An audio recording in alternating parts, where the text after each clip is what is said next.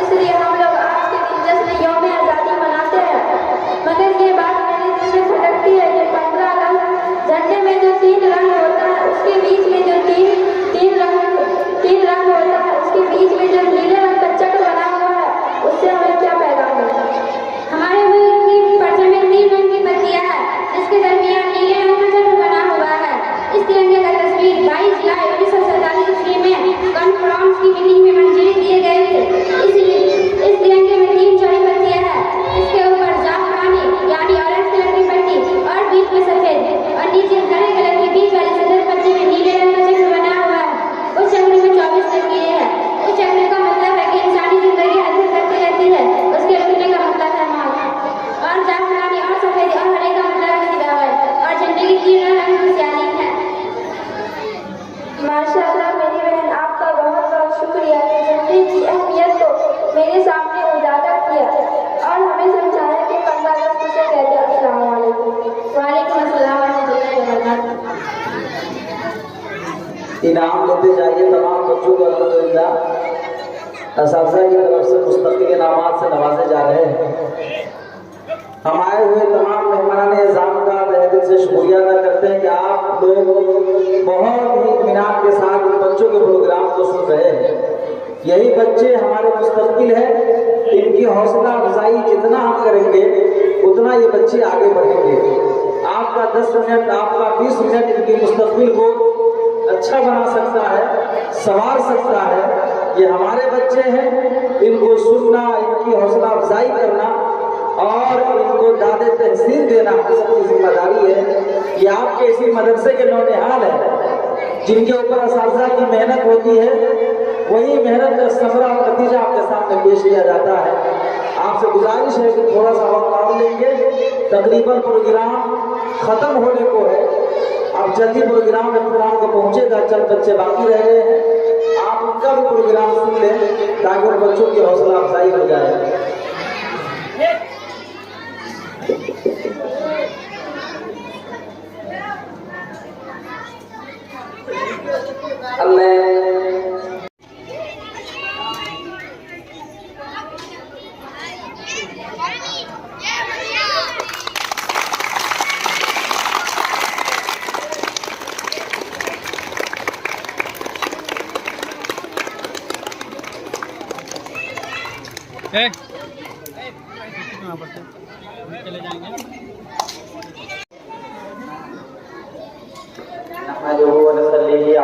चले जाएंगे। हम अपनी जान के दुश्मन को अपनी जान कहते हैं, कि हम अपनी जान के दुश्मन को अपनी जान कहते हैं। मोहब्बत के इसी मिट्टी को हिंदुस्तान कहते हैं। मानने वाली शिक्षक, माता पिता और मेरे सभी प्रिय मित्र, आप सभी को मेरा सलाम और आदाब। मैं देश प्रेम और राष्ट्र निर्माण के उपलक्ष्य पर अपने कुछ विचार आप सभी के साथ साझा करना चाहता हूँ कि आज़ादी का मतलब वही समझ सकता है जिसने कभी गुलामी की हो। हम सौभाग्यशाली हैं कि हमने स्वतंत्र भारत में जन्म लिया। यूं तो आज़ादी की लौ 1857 में ही जल चुकी थी, जो मिसाल बनकर 1947 ईस्वी में हमारे देश को आजाद कराई। प्राचीन, मध्यकालीन और वर्तमान भारत के उदाहरणों से मैं स्पष्ट करना चाहूंगा, जब हम फिरंगियों के पैर में फंस गए तो रंगे बसंती चोला की एक आवाज पर टोले के टोले उभर आते थे और अंग्रेजी शासकों की जगह में तूफान ला देते थे। लोग मर जाते, मिट जाते, फांसी के फंदे पे चढ़ जाते थे, तो वो भी अपने देशभक्ति साबित कर रहे होते थे, क्योंकि ये उस दौर की देशभक्ति की कसौटी थी। और बहुत सारे युद्धों में अपना सुहाग गवा देने वाली औरत, जब घर के हालात यूं हो जाया करते थे कि बाप की कमाई गई, भाई की पढ़ाई गई, ऐसा ही एक विस्फोट हुआ, पता ही नहीं चला, पूरे जिस्म की कई सारी टुकड़ियां चली गई। तब देश मेरी बहन को कहता था, तब देश मर जाने, मिट जाने, फांसी के फंदे पे चढ़ जाने को कहता था, क्योंकि आज देश मर जाने को नहीं कहता, आज देश मर जाने, मिट जाने, फांसी के फंदे पर चढ़ जाने को नहीं कहता, बल्कि मेरे विचार में यदि कोई व्यक्ति अपना काम पूरी ईमानदारी, पूरी मेहनत और पूरी लगन से करेगा, यही सबसे बड़ी देशभक्ति है। कि मैं नहीं मानता फेसबुक और व्हाट्सएप की टीवी को तीन रंग से रंगा ही देशभक्ति है। तो मैं आपसे पूछना चाहूंगा कि फुटपाथ पर रहने वाला वो बच्चा ट्रैफिक की झाड़ में नंगे पाँव तिरंगा बेच रहा होता है, क्या उसकी उसकी देशभक्ति कहेंगे? दोस्तों, उसकी देशभक्ति नहीं, उसकी पेट की भूखी शक्ति है जो उसे ऐसा करने पर मजबूर करती है। क्योंकि न मस्जिद को जानते हैं, न शिवालयों को जानते हैं, न मस्जिद को जानते हैं, न शिवालयों को जानते हैं। जो पेट के भूखे होते हैं वो सिर्फ भोजन के शिवालयों को जानते हैं। अपने परिवार, अपने समाज और अपने देश के लिए कुर्बान होना देशभक्ति है। हर देशद्रोही के जीवन में आने वाला तूफान सच्ची देशभक्ति है, ताकि हर देशद्रोही ये समझ सके कि अगर तुम परिंदा है तो यह आसमान तेरा है, अगर तुम परिंदा है तो यह आसमान तेरा है, अगर तू दरिंदा है तो यह शमशान तेरा है। भाईचारे से रहना है तो रह गई जमीन पर, वरना ये कब्र भी तेरी और ये कब्रिस्तान तेरा है। बल्कि मेरे विचार में जो मुझे नजर आती है, ये सब कहा जाता है कि हम दुनिया में सबसे बड़े लोकतंत्र है, जहाँ हिंदू पैदा होते हैं, मुस्लिम, सिख, ईसाई भी पैदा होते हैं। लेकिन बदकिस्मती की बात यह है दोस्तों कि इंसान पैदा नहीं होते।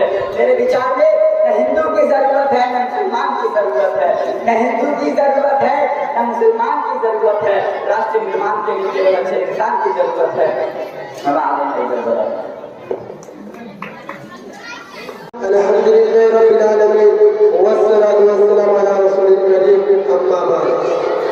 हम अपनी जान के दुश्मन को अपनी जान कहते हैं, मोहब्बत की इसी मिट्टी को हिंदुस्तान कहते हैं। माननीय मुख्य अतिथि, शिक्षक, माता पिता और मेरे सभी प्रिय मित्र, आप सबको मेरा सलाम और आदाब। मैं देश और राष्ट्र निर्माण के उपलक्ष्य पर अपने कुछ विचार आप सभी के साथ साझा करना चाहूँगा। आजादी का मतलब वही समझ सकता जिसने कभी गुलामी की हो। हम सब भाग्यशाली के स्वतंत्र भारत में जन्म लिया।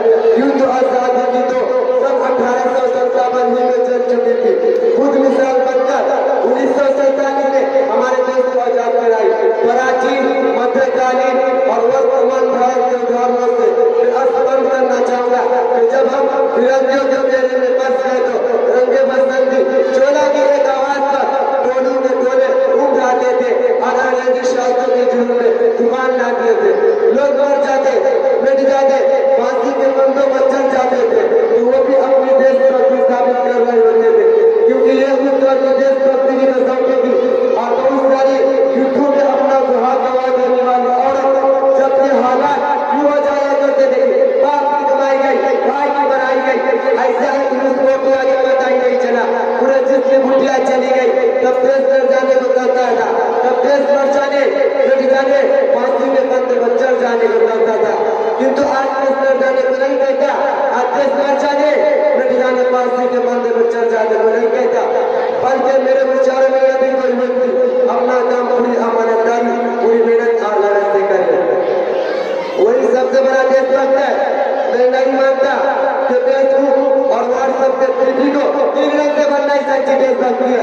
तो मैं पूछना चाहूंगा कि सर और मैं पूछना चाहूंगा कि फूल स्वाद का लेने वाला वो बच्चा जो तेरे दिल की छाव में रंगे पाव तिरंगा बेच रहा होता, तो क्या आप उसी देशभक्ति कहेंगे? जाने भारत तेरे को तैयार हम, जाने भारत तेरे को तैयार हम वफादार हैं, हम वफादार हैं, हम वफादार हैं, हम वफादार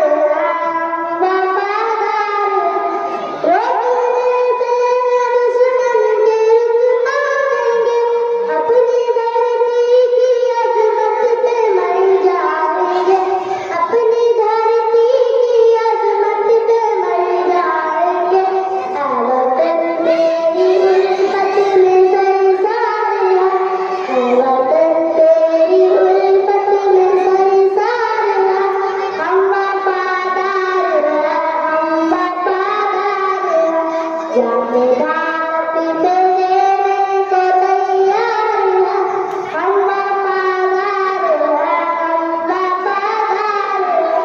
सामने जब मुश्किल कोई मरहला, पर्वतों से भी ऊंचा लिए हौसला, पर्वतों से भी ऊंचा लिए हौसला।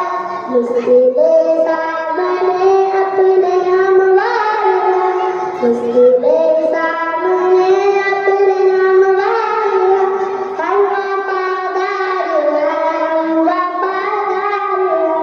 जाने भारत तेरे को तैयार है, हम वफादार है, हम वफादार है। हटना मैदान से हमको आता नहीं, हटना मैदान से हमको आता नहीं। बच के दुश्मन कोई हमसे जाता नहीं, बच के दुश्मन कोई हमसे जाता नहीं। साथ है जंग अगर फरार है, साथ है जंग अगर फरार है, हम वफादार है, हम वफादार है। जाने भारत तेरे को तैयार है, हम वफादार है, हम वफादार है। उसकी आदत जमाने में अजमत रहे, उसकी आदत जमाने में अजमत रहे। सारे हौसले भारत सलामत रहे, सारे हौसले भारत सलामत रहे। अपनी तहजीब के हम तरफदार हैं, हम वफादार हैं, हम वफादार हैं। जाने भारत तेरे को तैयार है, हम वफादार हैं, हम वफादार हैं। अस्सलाम वालेकुम।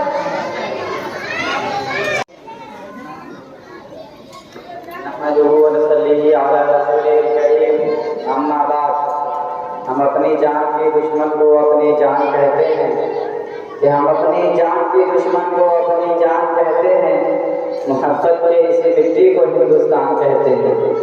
मानने वाले अतिथि, शिक्षक, माता पिता और मेरे सभी प्रिय मित्र, आप सभी को मेरा सलाम और आदाब। मैं देश प्रेम और राष्ट्र निर्माण के उपलक्ष्य पर अपने कुछ विचार आप सभी के साथ साझा करना चाहता हूँ कि आजादी का मतलब वही समझ सकता है जिसने कभी गुलामी की हो। हम सौभाग्यशाली हैं कि हमने स्वतंत्र भारत में जन्म लिया।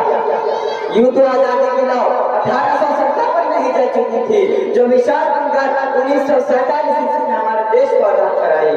प्राचीन, मध्यकालीन और वर्तमान भारत के उदाहरणों से मैं स्पष्ट करना चाहूंगा, जब हम फिरंगियों के फेर में फंस गए तो रंग बसंती चोला की एक आवाज पर टोले के टोले उभर आते थे और अंग्रेजी शासकों की जगहों में तूफान ला देते थे। लोग मर जाते, मिट जाते, फांसी के फंदे पे चढ़ जाते थे, तो वो भी अपने देशभक्ति साबित कर रहे होते थे, क्योंकि ये उस दौर की देशभक्ति की कसौटी थी। और बहुत सारे युद्धों में अपना सुहाग बना देने वाली औरत, जब घर के हालात यूं हो जाया करते थे कि बाप की कमाई गई, भाई की पढ़ाई गई, ऐसा ही एक रिपोर्ट हुआ, पता ही नहीं चला पूरे जिस्म की कई सारी टुकड़ियां चली गई। तब देश परिवहन को कहता था, तब देश मर जाने, मिट जाने, फांसी के फंदे पे चढ़ जाने को कहता था। क्योंकि आज देश मर जाने को नहीं कहता, आज देश मर जाने, मिट जाने, फांसी के फंदे पे चढ़ जाने को नहीं कहता। बल्कि मेरे विचार में यदि कोई व्यक्ति अपना काम पूरी ईमानदारी, पूरी मेहनत और पूरी लगन से करेगा, यही सबसे बड़ी देशभक्ति है। कि मैं नहीं मानता फेसबुक और व्हाट्सएप की डीपी को तीन रंग से रंगा ही देशभक्ति है, तो मैं आपसे पूछना चाहूंगा कि फुटपाथ पर रहने वाला वो बच्चा ट्रैफिक की झाड़ में नंगे पाँव तिरंगा बेच रहा होता है, तो क्या उसकी देशभक्ति कहेंगे? दोस्तों, उसकी देशभक्ति नहीं, उसकी पेट की भूखी शक्ति है जो उसे ऐसा करने पर मजबूर करती है। क्योंकि न मस्जिद को जानते हैं, न शिवालयों को जानते हैं, न मस्जिद को जानते हैं, न शिवालयों को जानते हैं। जो पेट के भूखे होते हैं वो सिर्फ भोजन के शिवालयों को जानते हैं। अपने परिवार, अपने समाज और अपने देश के लिए कुर्बान होना देशभक्ति है। हर देशद्रोही के जीवन में आने वाला तूफान सच्ची देशभक्ति है, ताकि हर देशद्रोही ये समझ सके अगर तू परिंदा है तो ये आसमान तेरा है, अगर तू परिंदा है तो ये आसमान तेरा है, अगर तू दरिंदा है तो ये शमशान तेरा है। भाईचारे से रहना है तो रह गए जमीन पर, वरना ये कब्र भी तेरी और ये कब्रिस्तान तेरा है।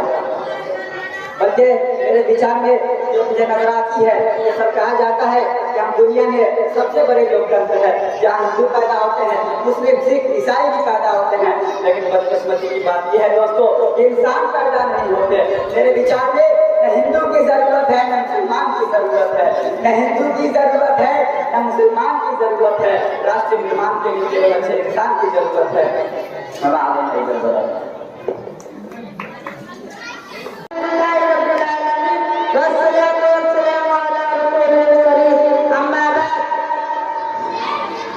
जब गुलिस्ता का कौन की जरूरत पड़ी तो सबसे पहले हमारी गर्दन कटी, फिर भी हमने कहते हैं अहले चमन, ये चमन है हमारा तुम्हारा नहीं। मोहतरम असातिज़े-ए-किराम, मेहमानान इज़्ज़ात और मेरे हमदर्द साथियों, अस्सलामु अलैकुम व रहमतुल्लाहि व बरकातुहू। वालेकुम अस्सलाम व रहमतुल्लाह।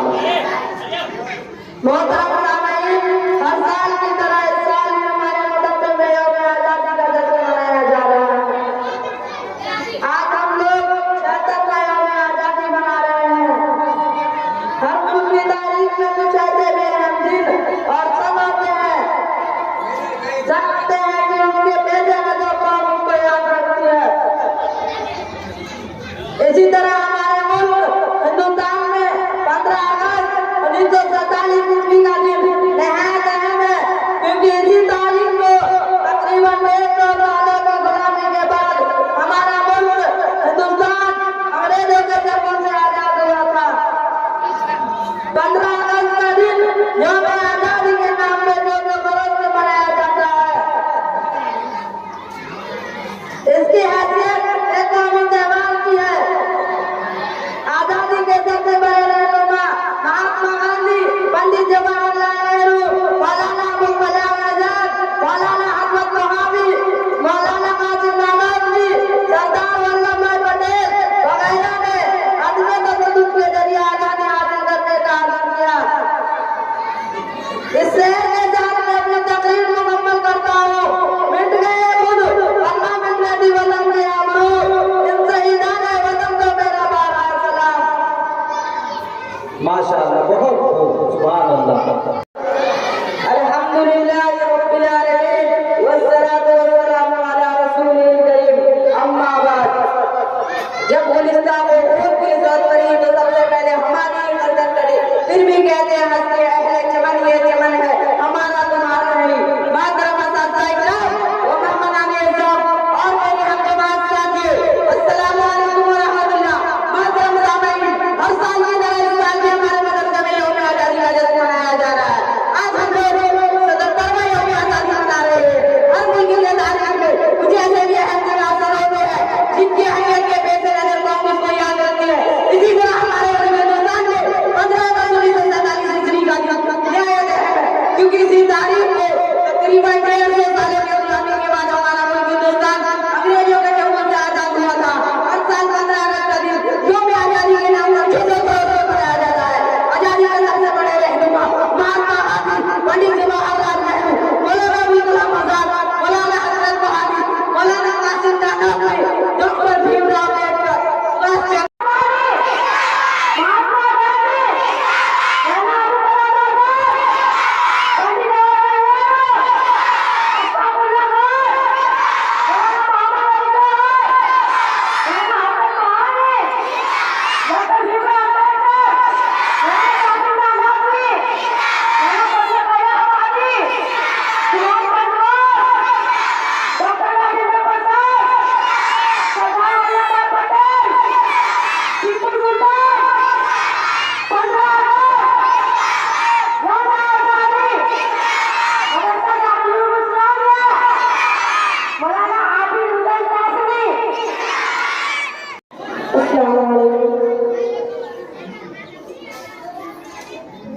Good morning to the respected principal, teacher and my dear friends. First of all, I wish you a very happy Independence